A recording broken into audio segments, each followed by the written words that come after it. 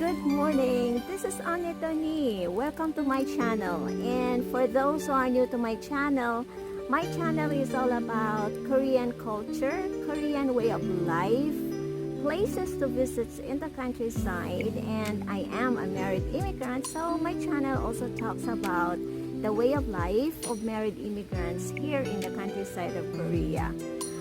Today is a very gloomy day. The sun is not shining, but as part of my daily routines, I have my morning walks. I've noticed na yung park ay dinidevelop into a tulip park. There are already tulips planted, and I think in a few days now it will weathered away. So what I did is I took some of the videos of that park, but there are people working and it's so noisy, so I decided to come here. This is V-Land, and during summertime we have swimming pools for adults and for children, but right now it's not functioning. Maybe 2 months from now the government will clean up and then get ready for the summer. And you can come here for free. There is no entrance fee. And I think the tulip parks there that they are developing, they have hydrangeas also, yung million flowers kung sa Philippines pa. So they have planted also. So coming here, we'll be visiting also that park, Ponsan Park, and then also the lotus plantation is already been prepared by the government. So in summertime you have lots of places to visit here in Gangjin-gun. And right now I'm going to share with you some of the worries of foreigners going to Korea, especially in-laws. If you're going to marry a Korean, if you have a boyfriend who is a Korean or a girlfriend that is a Korean, and you're planning to settle down here in Korea, then in-laws must be taken into consideration. As I said in my previous video, that Koreans have this so much respect for their elders, and in marrying, the elders have so much participation with regards to the decision making when it comes to marriage. So is it really hard to have Korean parents-in-laws? It depends on the orientation. Kung saan po nakatira yung asawa ninyo, sa city or sa countryside. Kung sa city naman po, medyo modern na yung naka-embrace na ng western culture. Yung mga matatanda doon, meron silang konting consideration dahil foreigners ka. Pero if you live in the countryside, iba naman po yung orientation ng mga parents-in-laws ito. If not 100% known, I'm not generalizing, because there are also parents-in-laws that lived in the countryside and yet they are really open-minded. But mostly, yung nandito sa countryside, dahil usually pag dito ka sa countryside, yung livelihood dito is farming, fishing. So may mga season na kinakailangan mag-cooperate ka sa parents-in-laws mo, especially during farming, which is springtime, mag-start sa springtime, and then mga harvest time comes fall. So medyo itong mga season na to, mga busiest season for the farmers. And if you are a daughter-in-law of these families that are farming, medyo po mapapasabak po kayo sa farming. If your orientation from the place you came from is you're from the city and you have not experienced farming, then there's a little bit of a problem. Pero I guess, iba-iba naman klaseng tao yung adaptation at saka orientation din ng babaeng pupunta dito o ng lalaking pupunta dito sa Korea. There are women that comes from the city and lived in the countryside, and yet they find satisfaction, they find fulfillment in their life here in the countryside. There are things to consider also. First, if you will live together with your in-laws or you will live separately from your in-laws. If you live separately from your in-laws, there's a little bit of comfort in there because 24 hours you will not be hindi ka makikisama sa kanila, but then it is you and your husband alone.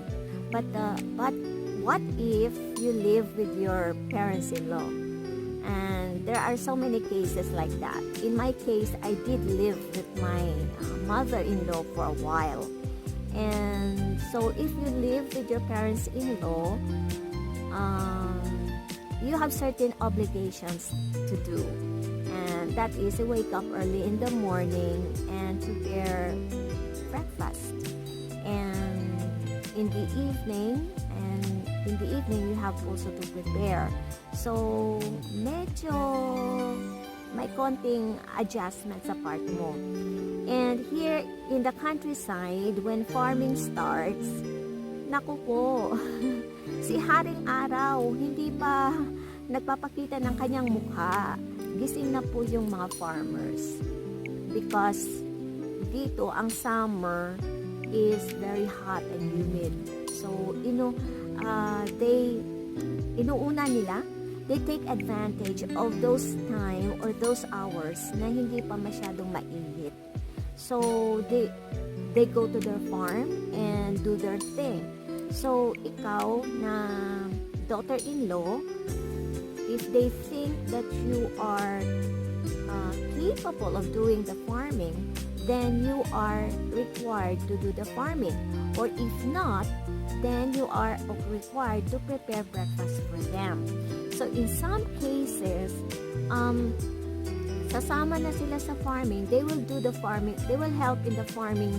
At the same time, after doing the farming, they will do the cooking and the preparing of food. So, isa yan sa mga reklamo ng mga multicultural women because they felt tired and they felt that the parents-in-law, especially the mothers-in-laws, will always tell them what to do, and it's a never-ending household chores and favors. And for them, they felt that they come here just to do that, and so that's a very, very big adjustment for the foreigners. But if you lived in the city, wala namang farming sa city.